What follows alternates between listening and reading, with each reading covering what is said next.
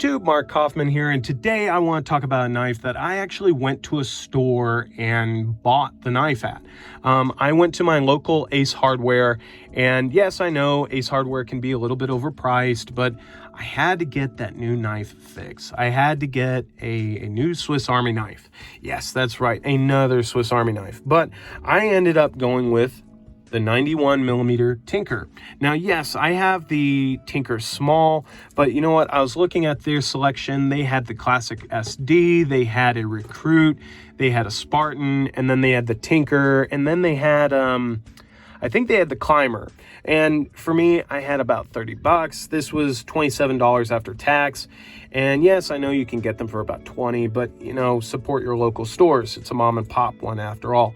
And so I picked up this. This is the Tinker. I mean, it really doesn't need any introduction, but boy, I've been getting a lot of use out of it. Now, this one here is actually going to be a Swiss Army knife that I am going to intentionally sharpen poorly. I'm going to use it very hard. I'm going to not try to break it, but I'm going to use it as if like this is my only knife. This is the way I'm going to use it.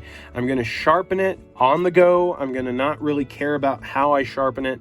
I'm not going to be careless with it, but I'm going to use it as if somebody that doesn't really know how to sharpen, as if somebody that's going to use their knife as a knife for almost anything. I'm also probably even going to use the blade as maybe a pick or as a scraper. I'm going to use this knife. I'm going to really beat it up. And after 2 months of use, I'm going to follow up with this and let you guys know how it holds up. So that is in the future, but let's go over the tool set real quick if you're not familiar with the Tinker. You get a main blade, okay? Then on the other side, you get your pen blade. And then over here, you get your can opener and small flathead screwdriver. And then you get a bottle opener, a wire stripper and wire bender, and a flathead screwdriver there. And then on the back, you get your 3D Phillips, which is very, very useful and fits in a lot of Phillips head screws. And then over here, you have your awl and your sewing eye. So you definitely have a very useful tool here. Then you also have your tweezer, not your tweezer, your toothpick. And then you have your tweezer and then of course a key ring. And to be honest, I've found myself taking these off and using them for other things around the house, but I'll be keeping this one on there.